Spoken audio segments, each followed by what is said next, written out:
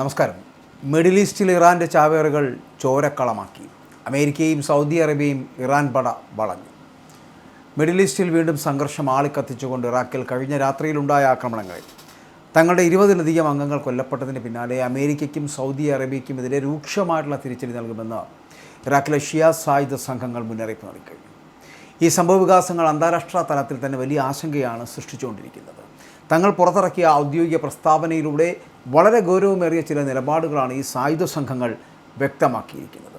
ഈ ആക്രമണത്തോട് ഇറാഖ് സർക്കാർ എങ്ങനെ പ്രതികരിക്കുമെന്നും ഇതിന് ഉത്തരവാദികൾ ആയവർക്കെതിരെ എന്ത് നടപടി സ്വീകരിക്കുമെന്നും കണ്ടറിയാൻ സഫർ മാസം 23, അതായത് ഓഗസ്റ്റ് 9 വരെ അവർ സർക്കാരിന് സമയം അനുവദിച്ചിട്ടുണ്ട്.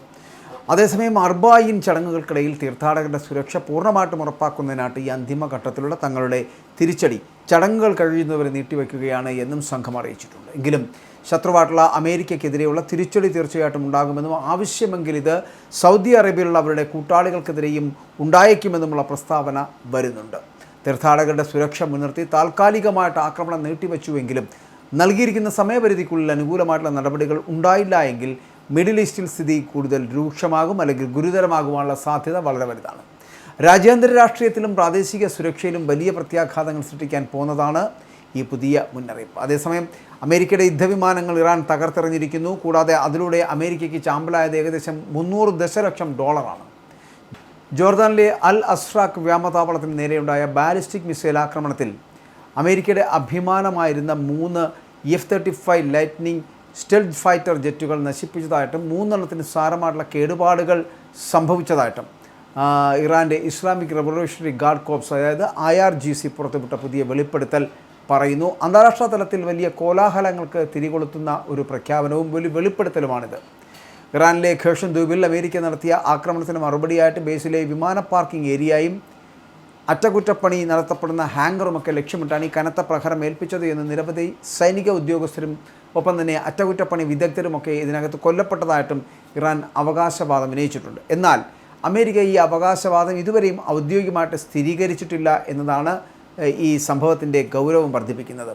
ഓരോ F-35A വിമാനത്തിനും ഏകദേശം $100 ദശലക്ഷം വില വരുമെന്നിരിക്കെ 3 വിമാനങ്ങളുടെ നഷ്ടം മാത്രം ഏകദേശം $300 മില്യൺ വരുന്ന ഈ വലിയ സാമ്പത്തിക നഷ്ടമാണ് വരുത്തി വച്ചിരിക്കുന്നത്. അപ്പോൾ ഇറാനിയൻ ആക്രമണത്തിന് മറുപടിയായിട്ട് ഇറാനിലെ സൈനിക കമാൻഡ് സെൻറ്ററുകൾ, മിസൈൽ ഡ്രോൺ കേന്ദ്രങ്ങൾ എന്നിവ ലക്ഷ്യമിട്ട് അമേരിക്കൻ സെൻട്രൽ കമാൻഡുകൾ നടത്തിയ കനത്ത തിരിച്ചടി എന്ന് പറയപ്പെടുന്നത്. അത്തരത്തിൽ കനത്ത തിരിച്ചടി നൽകിയതോടുകൂടിയാണ് സംഘർഷം ഇപ്പോൾ മിഡിൽ ഈസ്റ്റിലുടനീളം പടരുന്ന ഒരു സാഹചര്യത്തിലേക്ക് എത്തിയിരിക്കുന്നത്. ജോർദാൻ്റെ വ്യോമ പ്രതിരോധ സേന 5 ഇറാനിയൻ മിസൈലുകൾ തകർത്തുവെങ്കിലും കുവൈറ്റിൽ ചൈനീസ് കമ്പനിയുടെ കെട്ടിടത്തിൽ മിസൈൽ പതിച്ച് ഒരു തൊഴിലാളി കൊല്ലപ്പെടുകയൊക്കെ ചെയ്ത സാഹചര്യമാണ് ഇപ്പോൾ നിലവിലുള്ളത്. അപ്പോൾ ലോകത്തിലെ ഏറ്റവും സങ്കീർണമായിട്ടുള്ള സ്റ്റെൽത്ത് യുദ്ധവിമാനങ്ങളിലൊന്നായിട്ടുള്ള F-35 നഷ്ടമെന്ന് പറയപ്പെടുന്ന സഖ്യസേനയ്ക്ക് വലിയ തിരിച്ചടിയാണ് എന്നുള്ള കാര്യത്തിൽ തർക്കമില്ല.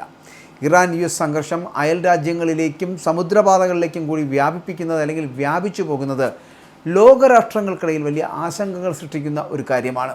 വൻകിട ശക്തികൾ തമ്മിലുള്ള ഈ നേർക്കുനേർ പോരാട്ടം മിഡിൽ ഈസ്റ്റിനെ എങ്ങോട്ടാണ് നയിക്കുന്നത്, അല്ലെങ്കിൽ നയിച്ചുകൊണ്ട് പോകുന്നത് എന്നുള്ളത് വലിയൊരു ചോദ്യചിഹ്നമാണ് ഈ സംഭവവികാസങ്ങൾക്ക് ശേഷം അവിടെ സംഭവിച്ചുകൊണ്ടിരിക്കുന്നത്. അപ്പോൾ ഇനിയുള്ള ദിവസങ്ങളിലാണെങ്കിലും മണിക്കൂറുകളിലാണെങ്കിലും ചോരപ്പുഴ ഒഴുകുന്ന തരത്തിലേക്കുള്ളൊരു സ്ഥിതിവിശേഷം ഇറാൻ്റെ ഭാഗത്ത് നിന്നുണ്ടാകുന്നു എന്നുള്ളതാണ്. ഇപ്പോൾ മിഡിൽ ഈസ്റ്റിൽ തന്നെ ഇറാൻ്റെ ചാവേറുകൾ അവിടെ തച്ച് തരിപ്പണമാക്കുകയാണ്, ചോരക്കളമാക്കി മാറ്റുന്ന ഒരു സ്ഥിതിവിശേഷം ഉണ്ടാകും. അതുപോലെ തന്നെയാണ് അമേരിക്കയും സൗദി അറേബ്യയും ഇറാൻ പട ആകെ വളഞ്ഞു കഴിഞ്ഞിരിക്കുന്നു, വളഞ്ഞു പിടിച്ച് കൊല്ലുക എന്നൊരു സംവിധാനത്തിലേക്ക് എത്തിയിരിക്കുന്നു. അതാണിപ്പോൾ മുന്നിലുള്ള കാഴ്ച എന്ന് പറയപ്പെടുന്നത്. അപ്പോൾ അത്തരത്തിൽ ഇറാൻ്റെ പ്രതിരോധങ്ങളെ തകർക്കാൻ കഴിയാതായി പോകുന്ന അമേരിക്കയാണ് നമുക്ക് കാണാൻ കഴിയുന്നത്. ഈ വരും മണിക്കൂറുകളിലെ യുദ്ധമെന്ന് പറയപ്പെടുന്ന അത്രത്തോളം കൊടുമ്പിരി കൊണ്ടുപോകുന്നു എന്നുള്ളത് കൊണ്ടാണ് ഈ മിഡിൽ ഈസ്റ്റിൽ ഇറാൻ്റെ ചാവേറുകൾ അവിടെയൊക്കെ ചോരക്കളമാക്കി മാറ്റുന്നത് എന്നുള്ളതാണ്.